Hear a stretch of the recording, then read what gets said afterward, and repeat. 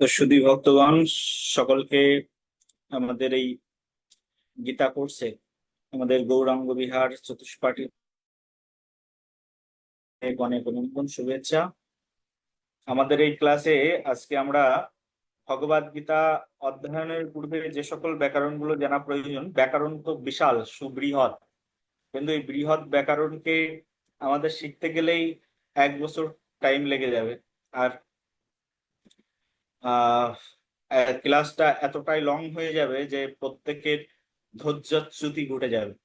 শুধুমাত্র ভগবদ গীতা অধ্যয়ন করবার জন্য যে গ্রামারটা প্রয়োজন, যে ব্যাকরণটা প্রয়োজন, আমরা সেটুকুই আজকে আমাদের এই ক্লাস থেকে আমরা অধ্যয়ন করব। শুধু ততটুকুই অধ্যয়ন করব যতটুকু আমাদের প্রয়োজন আজকের এই ভগবদ গীতা অধ্যয়ন করবার জন্য। তো সেই জন্য এই ক্লাসটা মিস করবেন না। আর আমরা কিছু লেসন আছে যেগুলো আমরা আ- আহ, সেগুলো আমরা আমাদের ফেসবুক লাইভে শেয়ার করছি না, সেগুলো আমাদের সিক্রেট।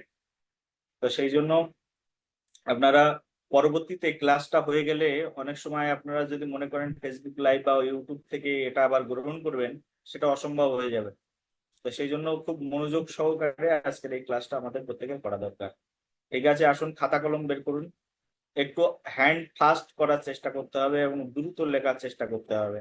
আর যদি আপনাদের মোবাইলে আপনারা ছবি তুলতে চান, সেক্ষেত্রে ছবিও তুলতে পারেন, কোনো সমস্যা নেই। কারণ স্ক্রিনশট দিয়ে আপনারা ছবি তোলার ব্যবস্থাও রাখতে পারেন আপনার মোবাইল ফোনে। তাতে করে আপনি পরবর্তীতে সেটা দেখে নিতে পারেন। যদি আপনি এইসব ফাংশন গুলো বোঝেন তাহলে স্ক্রিনশট দিয়েও রাখতে পারেন, কোনো ব্যাপার নেই।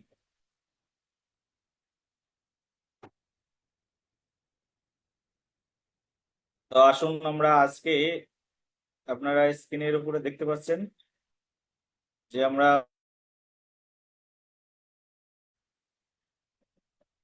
এটাকে আপনাদেরকে স্লাইড করেই দেখাচ্ছি।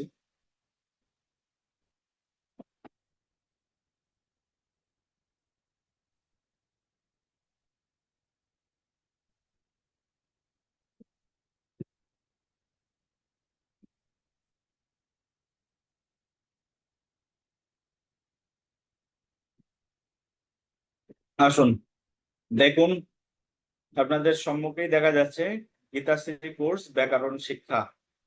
তো আমরা গীতার ব্যাকরণ, যদি ব্যাকরণ আমরা না জানি তাহলে গীতা সঠিকভাবে উচ্চারণ করতে পারবো না। গীতার প্রত্যেকটি শ্লোক উচ্চারণের অনেক সুন্দর ব্যবস্থাপনা রয়েছে। যদি শ্লোক ঠিকঠাক মতো উচ্চারণ না করেন তাহলে আহ শ্লোক যদি ঠিকঠাক উচ্চারণ না করা হয়, দেখুন মন্ত্র, মন্ত্র শব্দের অর্থ যা মনকে ত্রাণ করে তাই হচ্ছে মন্ত্র। এবার মন্ত্র বা শ্লোক বা শব্দগুলো যদি আপনি সঠিকভাবে উচ্চারণ না করেন, তো সঠিকভাবে উচ্চারণ না করলে তার একটা বিকৃতি, একটা জায়গায় গিয়ে দাঁড়ায় সেই শব্দ বা শব্দাংশ। শব্দাংশ বা শব্দ যখন বিকৃত হয়ে যায়, তখন আপনি হয়তো ভগবানের কাছে প্রার্থনা করছেন, ভগবানের কাছে প্রার্থনা করলেন, দেহি মালে তু প্রার্থয়ে। আপনি যদি দেহি মালে না বলে সেখানে যদি দেহি বলি তু প্রার্থয়ে শব্দটি উচ্চারণ করেন, তাহলে একদম এর ব্যাকরণগত ভাবে এর মানে অন্য হয়ে যাবে। তখন আপনার প্রার্থনাটা সঠিকভাবে ভগবানের কাছে গিয়ে পৌঁছাবেন। তো আমরা মন্ত্র সঠিকভাবে উচ্চারণ করতে চাই, গীতার শ্লোকগুলো আমাদের সঠিকভাবে উচ্চারণ করা প্রয়োজন। এই সঠিকভাবে উচ্চারণের জন্য আমাদের এই যে উচ্চারণ বিধি, আজকে আমরা এই গীতা কোর্সের মাধ্যম দিয়ে আপনাদেরকে শেখাচ্ছি।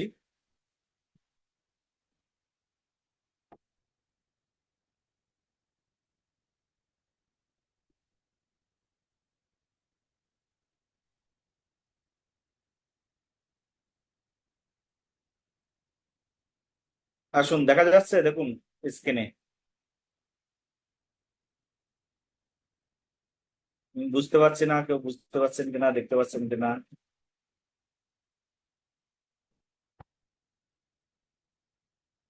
স্ক্রিনে কি কিছু দেখতে পাচ্ছেন? ওকে।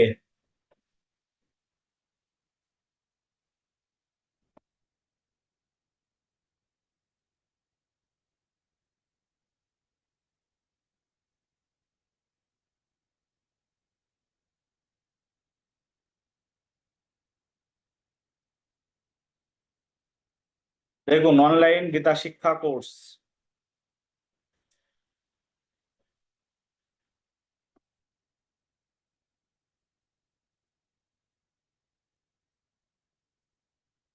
এবার দেখুন, আমরা প্রথমে ব্যাকরণ যেটি শিখছি সেটা হচ্ছে, প্রথমে আমরা শিখবো স্বর। স্বর আপনারা বোঝেন, যদি স্বর না হয় তাহলে শব্দ তৈরি হবে না, স্বর থেকেই শব্দ তৈরি হয়। কিন্তু এই যে স্বর, স্বর হচ্ছে দুই প্রকার। আপনারা পূর্বেও, পূর্বকালে যখন আপনারা স্টুডেন্ট লাইফে অধ্যয়ন করেছেন তখন আপনারা এগুলো শিখেছেন। সেই শেখা জিনিসগুলো আমরা আবার পুনরায় শেখবার চেষ্টা করছি, কারণ আমরা অনেকদিন চর্চা না করতে করতে এই জিনিসগুলো ভুলে গেছি, এই বিষয়গুলো ভুলে গেছি। আপনাদের আমি যা যা শেখাচ্ছি সবগুলোই আপনাদের জানা, তারপরেও আপনারা একটু দেখার চেষ্টা করুন, এটা লিখে রাখুন। আপনাদের আহ আপনাদের যে খাতা কলম আছে, খাতা কলমে এক্ষুনি লিখে রাখুন। স্বর হচ্ছে দুই প্রকার, যদিও আপনাদের জানা তারপরেও লিখে রাখুন, কারণ আমরা ভগবদ গীতা যখন আমরা এক্সাম আসবে তখন ব্যাকরণের উপরেও আমাদের একটা এক্সামের পার্ট থাকবে। স্বর দুই প্রকার, একটা হচ্ছে হ্রাস্য বা লঘু স্বর, আর একটা দীর্ঘ বা গুরু স্বর। তা আমরা সাধারণভাবে স্বরকে দুই ভাগে ভাগ করে থাকি। তার মধ্যে আমরা সহজ ভাবে বলি, একটা লঘু স্বর আর একটা হচ্ছে গুরু স্বর। লঘু স্বর কি? অ, রস্বই, রস্যু, রি, এগুলো হচ্ছে লঘু স্বর। আ, দীর্ঘই, দীর্ঘ, এ, ওই, ও, ও, এগুলো হচ্ছে গুরু স্বর। লঘু স্বর উচ্চারণ কিভাবে হয়? তা লঘু স্বর লঘু করে উচ্চারণ করতে হয়, আর গুরু স্বর গুরু ভাবে উচ্চারণ করতে হয়। আরেকবার দেখুন, স্বর দুই প্রকার, একটা হচ্ছে লঘু স্বর আর একটা হচ্ছে গুরু স্বর। লঘু স্বর লঘু ভাবে উচ্চারিত হয়, গুরু স্বর গুরু ভাবে উচ্চারিত হয়। লঘু মানে ছোট ভাবে উচ্চারণ, গুরু মানে একটু দীর্ঘ ভাবে উচ্চারণ। যেমন আমরা দীর্ঘই, তার মানে দীর্ঘই বলি, তার মানে দীর্ঘ ভাবে উচ্চারণ করার জন্য। তেমনই হচ্ছে দীর্ঘ, এটা দীর্ঘ উচ্চারণ হয়, একটু সময় বেশি লাগে। এক বলতে যত সময় লাগে তাতে তার দ্বিগুণ সময় লাগে দীর্ঘ স্বর বা গুরু স্বর উচ্চারণ করতে। লঘু স্বরে যত সময় লাগে তার দ্বিগুণ সময় এই গুরু স্বরে লেগে থাকে। সেই জন্য একটু টান দিয়ে উচ্চারণ। আর এই লঘু গুরু শব্দ বিন্যাস করে, লঘু গুরু স্বরকে উচ্চারণ পূর্বক আমাদের শব্দ আমরা যখন তৈরি করব লঘু গুরু উচ্চারণের মাধ্যম দিয়ে, তখন আমরা ছন্দে আসতে পারবো, না হলে ছন্দে আসাটা অসম্ভব হয়ে যায়। সেই জন্য আমাদের লঘু গুরু জ্ঞানটা থাকা প্রয়োজন। আশা করি বুঝতে পেরেছেন আমার কথাগুলো আপনারা। তাহলে ক্লিয়ার? সবাই লেখা কমপ্লিট? স্বর দুই প্রকার, একটা হচ্ছে লঘু স্বর আর একটা হচ্ছে গুরু স্বর। লঘু স্বর যেমন মনে করেন অ, আমরা অটাকে অ বলে উচ্চারণ করি, কিন্তু যখন আমরা আ উচ্চারণ করছি তখন অ এর সে আ উচ্চারণ করতে সময় বেশি লেগে যাচ্ছে। আ, তো এগুলো আপনারা শৈশবকালে শিখেছেন, সেই জন্য এই বিষয় নিয়ে আমরা আর বেশি দীর্ঘক্ষণ আলোচনা না করে আসুন। তাহলে আমরা আজকে জানলাম যে আমাদের সংস্কৃত ব্যাকরণ শেখার আগে আমরা দুটো বিষয় ভালোভাবে জানতে চেষ্টা করলাম। একটা হচ্ছে দুই প্রকার স্বর, একটা লঘু স্বর একটা গুরু স্বর।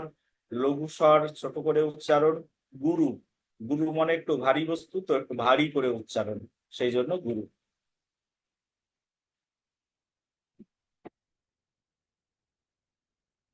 তারপরেরটি দেখুন।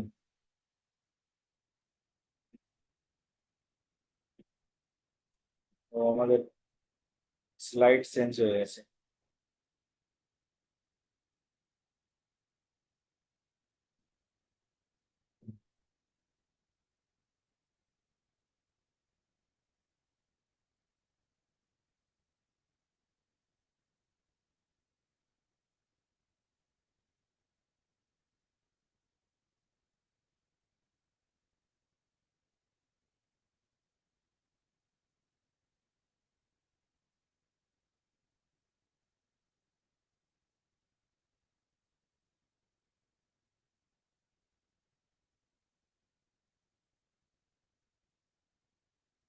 দেখুন এবার, যুক্ত বর্ণের পূর্বে লঘু স্বর এবং অনুস্বর বা বিসর্গ যুক্ত থাকলে গুরু করে উচ্চারণ করতে হয়। খুবই গুরুত্বপূর্ণ একটি বিষয়। সংস্কৃত যখন আমরা সংস্কৃত যখন আমরা উচ্চারণ করছি, উচ্চারণ করবার সময় যুক্ত বর্ণের পূর্বে লঘু স্বর এবং অনুস্বর বা বিসর্গ যুক্ত থাকলে গুরু করে উচ্চারণ করতে হয়।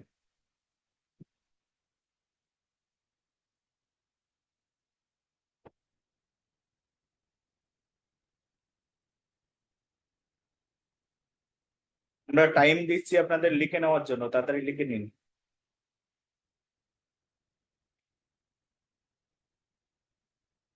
যারা লিখছেন তাড়াতাড়ি লিখে নিন। যুক্ত বর্ণের পূর্বে লঘু স্বর এবং অনুস্বর বা বিসর্গ যুক্ত থাকলে গুরু করে উচ্চারণ করতে হয়।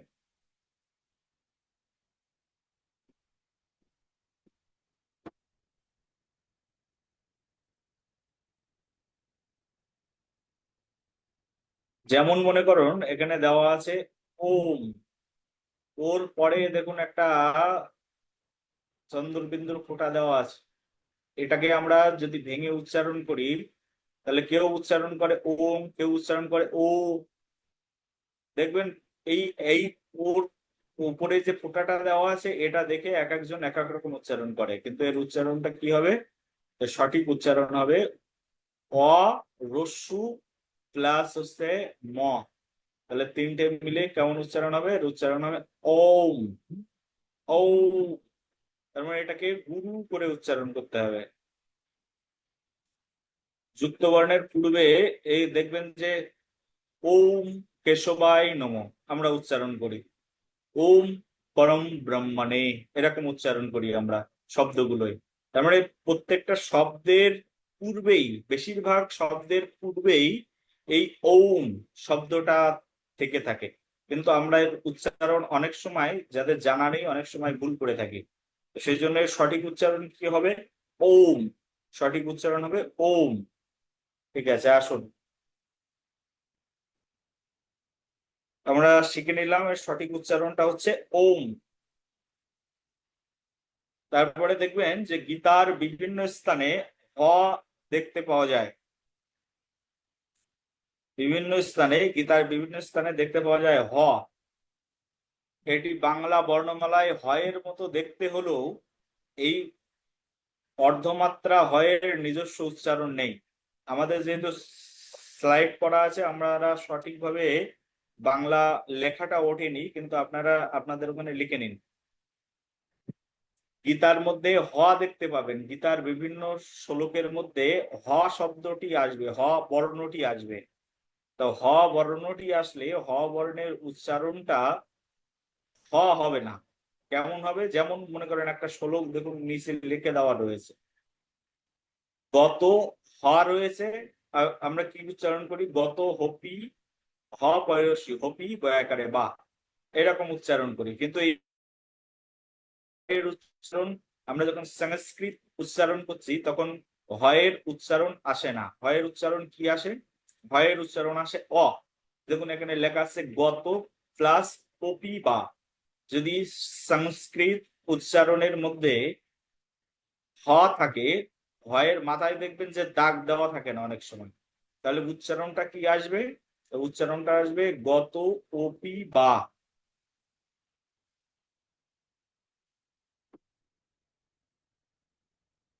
যৎস্মরে পুণ্ডরীকাক্ষম সবাহ্য অভ্যন্তর সূচি।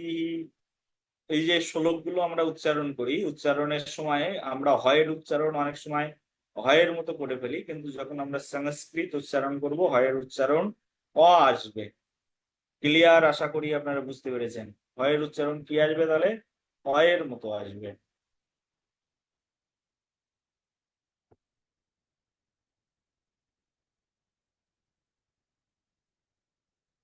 আসুন তাহলে আমরা প্রথমে তাহলে কি শিখলাম, আবার প্রথম থেকে আসি, আপনাদের রিপিট দিচ্ছি আমরা প্রথম থেকে। তাহলে স্বর হচ্ছে দুই প্রকার,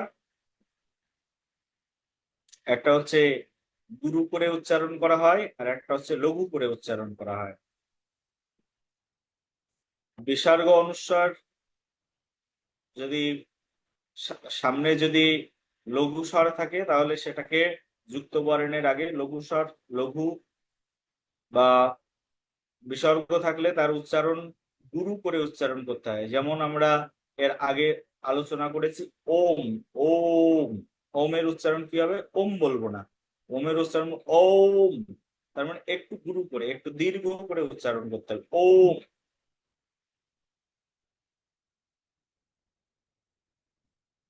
আর আমরা এখন যেটি শিখলাম সেটি হচ্ছে ভগবদ গীতার বিভিন্ন স্থানে হ দেখতে পাওয়া যায়, কিন্তু হয়ের উচ্চারণ হ হবে না, হয়ের উচ্চারণ হবে অ।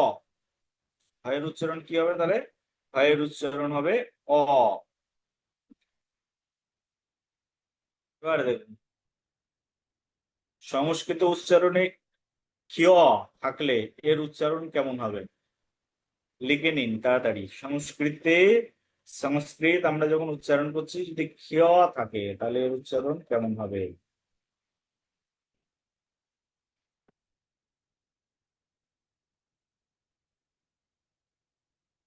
সংস্কৃত উচ্চারণে যদি ক্ষিয় থাকে তাহলে এর উচ্চারণে হয় ক প্লাস মধ্যাংশ হয়ে এর উচ্চারণ হবে।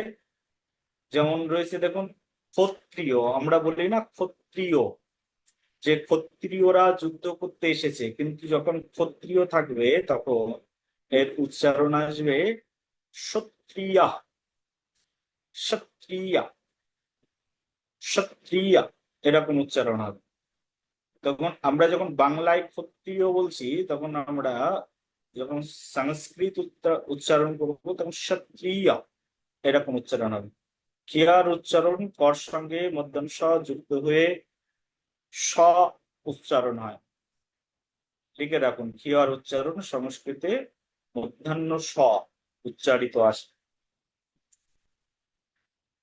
আর মধ্যাহ্ন স যখন আমরা উচ্চারণ করব, আমরা এর পরে দেখাবো আপনাদেরকে, মধ্যাহ্ন স যখন উচ্চারণ করবো বা দন্ত স যখন উচ্চারণ করব তখন ছয়ের উচ্চারণ আবার আলাদা হয়, কিন্তু এক্ষেত্রে কিন্তু ক্ষত্রিয়া এরকম উচ্চারণ হবে। কিন্তু মধ্যাহ্ন স দন্ত স এর উচ্চারণ আবার আলাদা হয়, সেটাও আমরা দেখাবো আপনাদেরকে। আসুন, সংস্কৃতে যদি এই অন্তর্য এর অন্তর্য থাকে কোন শব্দের মধ্যে, অন্তর্য, এই যে জ বা জ ফলা এরকম যদি থাকে তাহলে এর উচ্চারণ কি হবে? লিখে রাখুন, তাড়াতাড়ি খাতা কলমে নোট করুন। যদি অন্তর জ, জ ফলা এরকম থাকে তাহলে সংস্কৃতে এর উচ্চারণ হবে, যেমন আমরা বলি যদা যদা হি ধর্মস্য। আমরা এই শ্লোক প্রচুর শুনে থাকি, যদা যদা হি ধর্মস্য। এই শ্লোকটা আমরা শুনি, যদা যদা হি ধর্মস্য গ্লানির ভবতি ভারত। এই শ্লোকটা আমাদের মাইকে, টেপে, রেডিওতে সবসময় বাজতেই থাকে। ভগবদ গীতার একটা পপুলার শ্লোক। ভগবান বলেছেন, পৃথিবীতে আমি যুগে যুগে অবতীর্ণ হই। এই শ্লোকটা আমরা বারবার শুনি, কিন্তু এর উচ্চারণ কি হবে? যদি যদা থাকে, যদা অন্তর্য রয়েছে, তখন এই ক্ষেত্রে আমাদের উচ্চারণ হবে ইয়াদা, ইয়াদা। তখন এই জয়ের উচ্চারণ ইয়া, ইয়া, জয়ের উচ্চারণ হয় ইয়া। তাহলে আমরা তখন সেই ক্ষেত্রে কি উচ্চারণ করব? ইয়াদা, ইয়াদা হি ধর্মস্য। দেখুন আবার অ, অ উজ্জ আছে, তাহলে অধর্মস্যা উচ্চারণ হবে। ওই শ্লোক, যখন ওই শ্লোকগুলো আমরা পড়াবো তখন সেই শ্লোকে আমরা এই উচ্চারণগুলো ঠিক করে নেওয়ার চেষ্টা করব। তারপরে আসুন পরে, যদি সংস্কৃতে তালবস্য, তালবস্যা এটা থাকে, তো এর উচ্চারণ তালুতে বা জিভে গিয়ে করতে হয়। তালু বা জিভে এর উচ্চারণ হয় তালবস্যা। তখন সেই ক্ষেত্রে তালবস্য এর উচ্চারণ যখন আমরা তালুতে বা জিভে লাগিয়ে করব তখন তার উচ্চারণ গুরু করে উচ্চারণ করতে হবে, একটু দীর্ঘ করে উচ্চারণ করতে হবে। যেমন এর উচ্চারণ আসবে, যেমন শ্রী লেখা আছে, আমরা বলি শ্রীকৃষ্ণ, কিন্তু এর উচ্চারণ আমরা যখন সঠিকভাবে উচ্চারণ করতে চাইবো তখন এর উচ্চারণ আসবে শ্রী, শ্রী, শ্রী। শ্রীকৃষ্ণ, এর উচ্চারণ হচ্ছে শ্রীকৃষ্ণ। শ্রীকৃষ্ণায় গোবিন্দায় বাসুদেবায় হরায় পরমাত্মনে। শ্রী তালবস শৈরাবলা দীর্ঘি, শ্রী হবে না। আমরা সাধারণত বলে থাকি শ্রী, কিন্তু উচ্চারণ করার সময় সংস্কৃত যখন উচ্চারণ করব তখন এর উচ্চারণ হবে শ্রী। কিন্তু আমরা সাধারণত বাংলায় উচ্চারণ করার সময় শ্রী বলে থাকি, কিন্তু এর উচ্চারণ হবে শ্রী। আমরা যখন বলি শাস্ত্র, শাস্ত্র, কিন্তু এর সঠিক উচ্চারণ সংস্কৃত যখন আমরা করব তখন সঠিক উচ্চারণ আসবে শাস্ত্র, শাস্ত্র, শাস্ত্র, এর সঠিক উচ্চারণ আসবে। এইটা একইভাবে যখন দন্তস্ব আর মূর্ধন্য ষ থাকবে সংস্কৃতের মধ্যে, দন্তস্ব আর মূর্ধন্য ষ এর উচ্চারণ ছয়ের মতো হবে। দন্তস্ব মূর্ধন্য ষ আমি বলছিলাম না তখন যে দন্তস্ব মূর্ধন্য ষ এর আবার উচ্চারণ কিন্তু আলাদা। যদি সংস্কৃত শ্লোকের মধ্যে দন্তস্ব আর মূর্ধন্য ষ থাকে তখন এর উচ্চারণ হবে, যেমন আমরা সারে গামা গাই না, লেখা থাকে দন্তুস্ব আকারে সা, রয়েকারে রে, গয়াকারে গা, কিন্তু আমরা সা বলি না, কিন্তু গাওয়ার সময় বলি না সা রে গা মা, এরকম বলি না। কি বলি? সা রে। সা এর উচ্চারণ কি হবে তাহলে? সা। ছয়াকারে সা এর মতো উচ্চারণ হবে। সা এর উচ্চারণ হবে সা। মধ্যাংশ এর উচ্চারণ হবে সা। যেমন আমরা বলি ষাঁড় বাংলায়, ওটা যখন সংস্কৃত উচ্চারণ করবেন সার, এরকম উচ্চারণ হবে। দন্তস্ব এবং মূর্ধন্য ষ এর উচ্চারণ ছয়ের মতো হবে সংস্কৃত যখন উচ্চারণ করবে। আশা করি আপনারা বুঝতে পেরেছেন, ক্লিয়ার এই বিষয়ে। আর একবার বলছি, তালবস্যা তালুতে বা জিহ্বায় উচ্চারণ করতে হয় তখন সেটা একটু গুরু করে উচ্চারণ করতে হয়, যেমন শ্রী না বলে সেটা বলতে হয় শ্রী, শ্রী। শাস্ত্রকে, শাস্ত্রকে শাস্ত্র, শাস্ত্র। দন্তস্ব মূর্ধন্য স এর উচ্চারণ ছয়ের মতো হবে স, স। যেমন আমরা বলি স্বামী, সোয়া, স্বামী, স্বামী, স্বামী, এরকম উচ্চারণটা আসবে। আসুন পরে তাহলে। সাধারণত কোনো শব্দের শেষে যদি অনুস্বার থাকে তাহলে তার উচ্চারণ ময়ের মতো হয়। যেমন ফলং, যদি শব্দের মধ্যে থাকে ফলং তাহলে উচ্চারণ হবে ফলম। জলং এর উচ্চারণ হবে জলম। ফলং হবে না, ফলম। জলং হবে না, জলম। কিন্তু অনেক ফ্যাক্ট আছে, এখানেই শেষ নয়। তার মানে সবগুলো শব্দে কিন্তু একই রকম উচ্চারণ করতে পারবেন না, সবগুলো শব্দে একই রকম উচ্চারণ হবে না, শব্দ ভেদে আবার উচ্চারণ আলাদা আলাদা আছে। যেমন ক বর্গের উপরে যদি অনুস্বর থাকে, তাড়াতাড়ি লিখে রাখুন, ক বর্গের উপরে অনুস্বর থাকলে এঙ, এই যে এই যে উমা, মা এর উচ্চারণ হয়। যেমন ক অনেশ্বর কং, কিন্তু এর উচ্চারণ হবে ক। খ অনেশ্বর খং, কিন্তু উচ্চারণ হবে খ। গ অনেশ্বর গং, এই যে উম আছে গ। ঘ অনেশ্বর ঘং, উচ্চারণ ঘ। এরকম উচ্চারণ হবে। মা এর উচ্চারণ হয়। তেমনি ভাবে আরেকটি শব্দ, যেমন ট বর্গের উপরে যদি অনুস্বর থাকে তাহলে তার উচ্চারণ মধ্যাহ্নের মতো হয়। যেমন ট নিঃস্বর টং, কিন্তু উচ্চারণ হবে সংস্কৃত উচ্চারণের সময় উচ্চারণ করতে হবে টন। হ অনেশ্বর ঢং, কিন্তু উচ্চারণ করতে হবে ঠ। ট ঠ ড ঢ একই উচ্চারণ হবে। ঢং, টং, ট বর্গের উপরে। এগুলো আমরা আগেও শিখেছি, কিন্তু আমরা পুনরায় আরেকবার আমরা চর্চা করে নিচ্ছি। যাদের লেখা হয়ে গেছে লিখে নিন, না হলে এইটুকু অংশ আমাদের ফেসবুকে শেয়ার করা থাকছে, ফেসবুক থেকে দেখে নেবেন। যদি লেখা না হয় ফেসবুক থেকে দেখার অপশন রয়েছে, ফেসবুক থেকে দেখে নিতে পারবেন। ঠিক আছে, রাধে রাধে, পরে আসুন।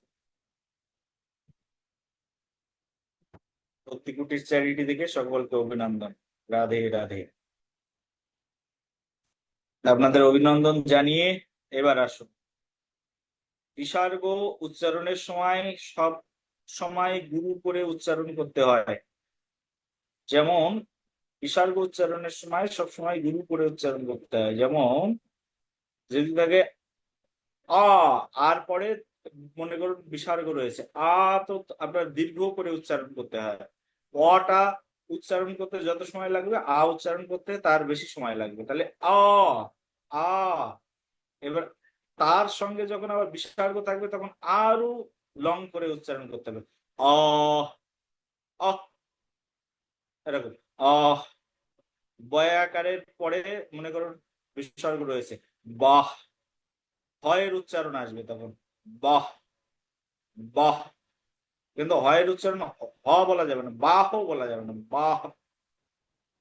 এরকম করে উচ্চারণ করতে হবে যদি বিসর্গ থাকে। তাহলে কি শিখলাম আমরা, বিসর্গ যদি থাকে শব্দের মধ্যে তখন হয়ের উচ্চারণ আসে কিছুটা, কিন্তু একদম পুরোপুরি আহ, আহ উচ্চারণ করা যাবে না। আহ, আহ, আহ, বাহ, কহ, খহ, এরকম উচ্চারণ করতে হবে। এবার আসুন, যদি ব ফলা থাকে শব্দের মধ্যে তাহলে এর উচ্চারণ ওয়াই এর মতো হয়। লিখে রাখুন, ব ফলা যদি থাকে, ব ফলা যদি থাকে শব্দের মধ্যে তাহলে এর উচ্চারণ হবে অ এর মতো, ওয়াই এর মতো, ওয়া। ব ফলার উচ্চারণ হবে ওয়াই এর মতো। যেমন মনে করুন বিশ্বাস, আমরা বলে থাকি বিশ্বাস করো, আমাকে বিশ্বাস করুন আমি খুব ভালো মানুষ, ওকে। কিন্তু সংস্কৃত যখন আপনি উচ্চারণ করবেন তখন বলতে হবে বিশ্বাস, বিশ্বাস, বিশ্বাস। যদি ব ফলা থাকে শব্দের মধ্যে এর উচ্চারণ হবে তাহলে কি, ওয়া এর মতো হবে, বিশ্বাস, এরকম উচ্চারণ হবে।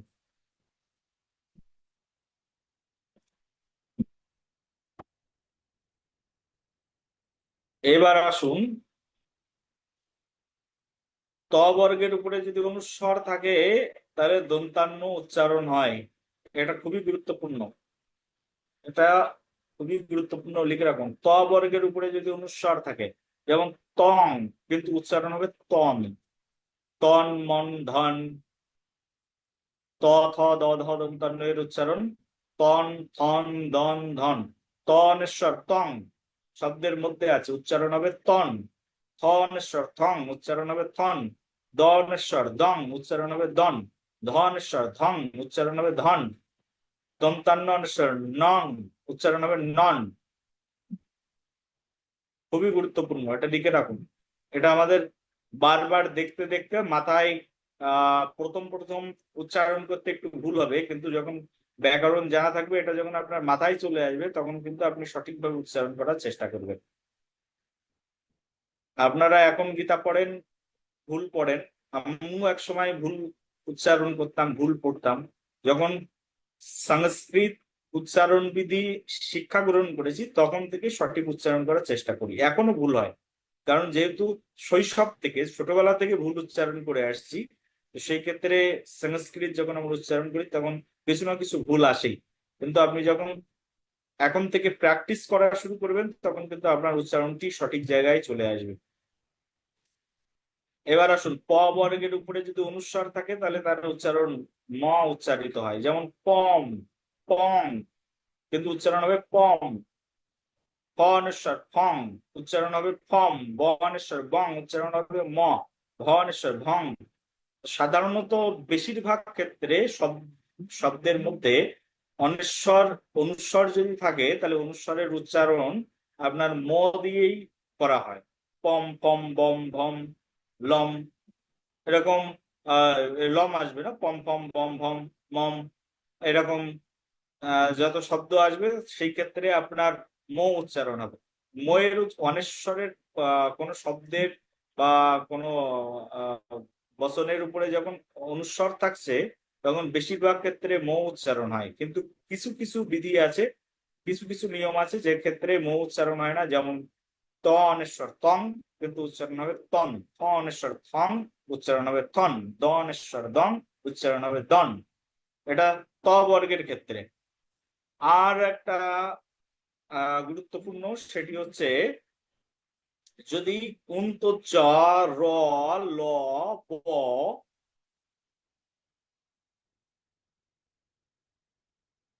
তালব স মূর্ধন্য স দন্ত স হ এগুলো থাকে, এরপরে যদি এই অনুস্বর থাকে তাহলে তার শুদ্ধ উচ্চারণ হয়, যেমন রং, বং, রং, বং, সং, সং, সং, হং, তখন এর শুদ্ধ উচ্চারণ হবে। কিন্তু তার অবশ্য থাকলে আপনার উচ্চারণটা সেই ক্ষেত্রে কি করতে হবে, সং।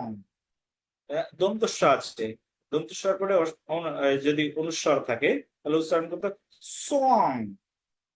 আবার মূর্ধন্য স, তার পরে অনুস্বর রয়েছে, তাহলে উচ্চারণ করতে হবে সং।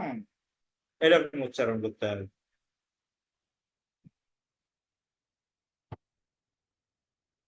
আশা করি বুঝতে পেরেছেন। কিন্তু একবারে যদি বুঝতেও না পারেন, আমরা মাঝে মধ্যে যখন আমরা গীতার শ্লোকগুলো উচ্চারণ করব, শ্লোকের মধ্যে আমরা যখন এইগুলো আবার ধরে ধরে আপনাদেরকে কিছু কিছু শ্লোকে, দু একটা শ্লোকে যখন আমরা দেখাবো, তখন আপনাদের এই গীতার 700 শ্লোক পড়তে পড়তে আবার আপনি অভ্যস্ত হয়ে পড়বেন এই শব্দগুলো, শব্দমালাগুলো দেখতে বা এর সঠিক উচ্চারণ করতে আপনি অভ্যস্ত হয়ে যাবেন। কারণ শেষ পর্যন্ত পড়ে যেতে হবে আমাদের। এই একবার ব্যাকরণ শিখলে আপনার মাথার মধ্যে এটা ঢুকে যাবে না। আপনি এখন দেখে রাখলেন, আমরা যখন শ্লোকগুলো উচ্চারণ করব, শ্লোক উচ্চারণ করলে তখন আপনার জন্য আবার সহজ হয়ে যাবে।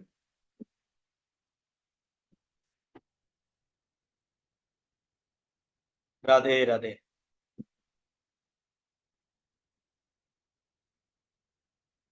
এবার আপনাদের বলার সুযোগ দেওয়া হচ্ছে, যার যা প্রশ্ন আছে বলতে পারে।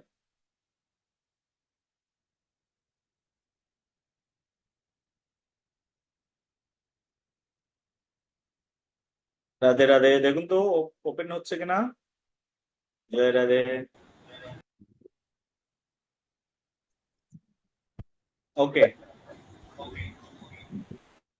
আমরা এতক্ষণ যাবত এই যে সংক্ষিপ্ত ব্যাকরণ মালা আপনাদেরকে শেখালাম, এই ব্যাকরণ মালা থেকে আপনাদের কোনো কিছু প্রশ্ন বা কিছু বুঝতে অসুবিধা একটু কৃপাপূর্বক বলুন, আমরা সেগুলো ধীরে ধীরে সমাধান করার চেষ্টা করি।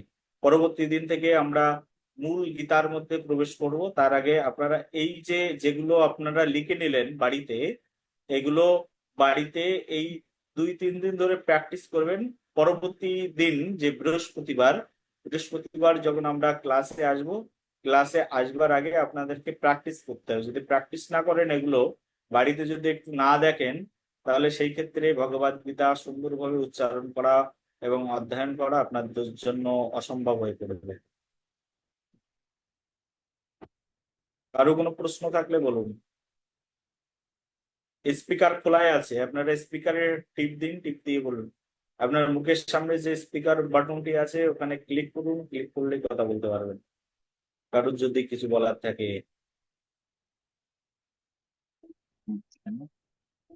প্রভু, অর্ধমাত্রা না পূর্ণমাত্রা?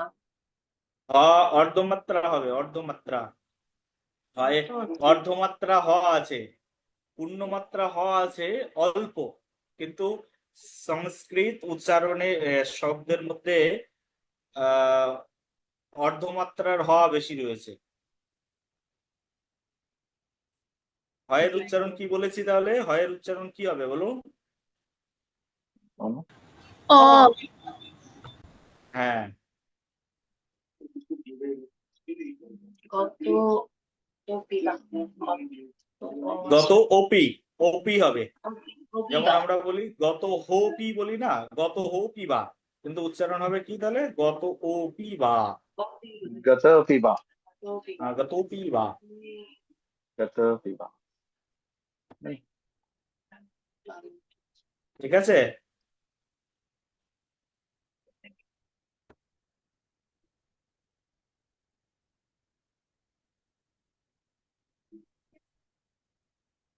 আর কারো কোনো প্রশ্ন?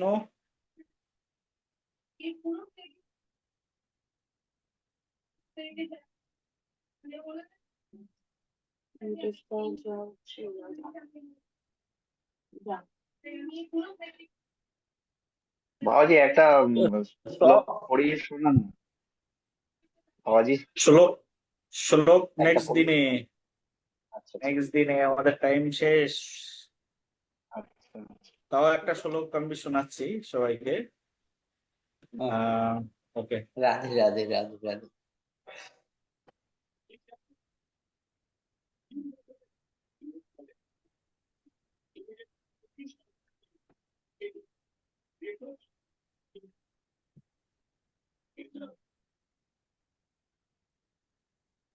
ল্যাপটপে দেখছি খুব টেকনিক্যাল প্রবলেম হচ্ছে।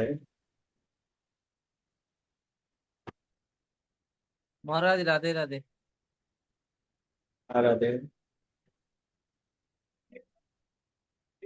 না, আমার এতে কাজ করছে না, প্রবলেম হচ্ছে।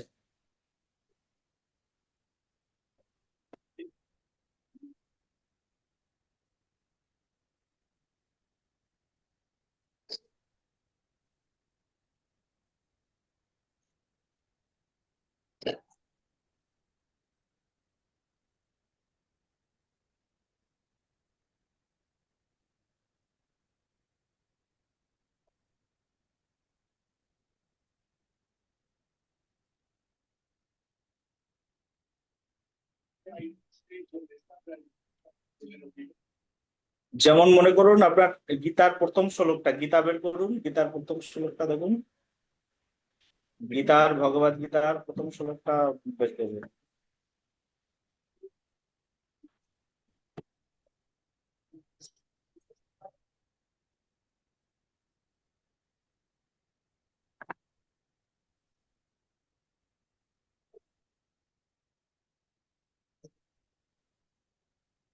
গীতার প্রথম শ্লোক বের করেছেন?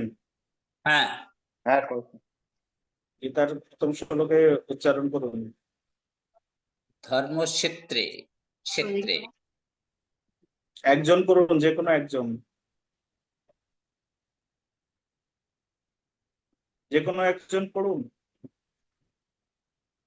ধর্মক্ষেত্রে ধর্মক্ষেত্রে কুরুক্ষেত্রে সমবেতা যজুর সভা সভা সভা মা মাম মামাকং পাণ্ডবস্য কিম কুর্বত সঞ্জয়। হ্যাঁ, ওর উচ্চারণটা এবার আপনি নিজে নিজে দেখুন, উচ্চারণটা হবে ধর্মক্ষেত্রে। ওই যে ক্ষত্রিয় ক্ষিয় আছে না, শেখালাম না, তাহলে উচ্চারণ হবে ধর্মক্ষেত্রে। এর ধর্মক্ষেত্রে, তারপরে কুরুক্ষেত্রে হবে না, উচ্চারণ হবে কুরুক্ষেত্রে। স দন্ত স আছে না, ওর উচ্চারণ হবে স সমবেতা। দন্ত স উচ্চারণ কি হবে তাহলে? সমবেতা হবে না, কি হবে? সমবেতা। স স উচ্চারণ হবে সমবেতা। সমবেতা সমবেতা যজুৎ যুজুৎসব হবে না, ওর উচ্চারণ হবে ইউজুৎসবা। ইয়ৎসব হ্যাঁ, ইয়ৎসব ইয়ৎস জু হবে না, জু হবে না, ইউ ইউৎসবা। তাহলে কি হলো? ধর্মক্ষেত্রে, ধর্মক্ষেত্রে, কুরুক্ষেত্রে সমবেতা ইউৎসবা, ইউৎসবা। মামকা, মামকা আছে না, মামাকা ওখানে কি রয়েছে? মা মো কাহ বিসর্গ আছে তো, বিসর্গ আছে। বিসর্গ হ্যাঁ। থাকলে উচ্চারণ হবে মামকা, মামকা মামকা হটা পূর্ণ আসবে না, মামকা। মামকা মামকা তারপরে মামকা পাণ্ডবাস তারপর পাণ্ডবাস। ইব এব ওটা যদি ভাঙেন তাহলে চ আসবে। হ্যাঁ, পাণ্ডবা, পাণ্ডবা তালবস স আছে না, তালবস স চ, পাণ্ডবাস চৈবা পাণ্ডবশ্চৈব তারপরে? পাণ্ডবশ্চ কিম কিম কিম? অকুর্বত কিম অপূর্বত কিম ওর অকুর্বত আসবে, অকুর্বত সঞ্জয়া, সঞ্জয়া। ওকে, পরবর্তী দিনে আমরা এর উচ্চারণ সুন্দরভাবে শিখে তারপরে আমরা এর আহ ব্যাখ্যা আলোচনা করব, ঠিক আছে? আজকে আমাদের ক্লাস এখানেই বিশ্রাম করছি, যেহেতু আমাদের সময় শেষ, সেই জন্য আমরা আর দীর্ঘায়িত করবো না ক্লাস, বা এখানেই বিশ্রাম। রাধে রাধে। যারা যারা উপস্থিত আছেন সবাইকে অসংখ্য ধন্যবাদ। আমাদের রাধে ক্লাসে রাধে। যুক্ত থাকুন এবং কোনো ক্লাস মিস করবেন না, প্রত্যেকটা ক্লাসে অংশগ্রহণ করবেন। আর যদি আজকের এই ক্লাসে অনেকের বুঝতে যদি অসুবিধা হয়ে থাকে, ফেসবুকে গৌরাঙ্গ বিহার চতুষ্পাঠী যে আমাদের পেজটা রয়েছে, পেজে শেয়ার করা রয়েছে, এখান থেকে আরেকবার দেখে নেবেন, ঠিক আছে? ইউটিউবেও দেওয়া থাকে, ইউটিউব থেকে দেখে নেবেন, ক্লাসটা আরেকবার দেখে নেবেন, দেখে নিয়ে এটাকে বাড়িতে যেগুলো লিখলেন এগুলো বাড়িতে একটু রিভাইজ করুন। পরবর্তী দিনে আমরা আরো, আপনি যখন এটাকে পড়বেন, অধ্যয়ন করবেন, তখন আপনার মনের ভিতরে প্রশ্ন আসবে, তখন আপনি এটাকে নিয়ে আমরা আরো সমাধানের সামনের দিকে এগিয়ে যেতে পারবো। ঠিক আছে, তাহলে সবাই বাবা প্রণাম নেবেন। প্রণাম প্রণাম। জয় রাধে। রাধে রাধে প্রভুজি। রাধে রাধে। রাধে রাধে বাবা প্রণাম। রাধে রাধে রাধে। রাধে রাধে বাবা।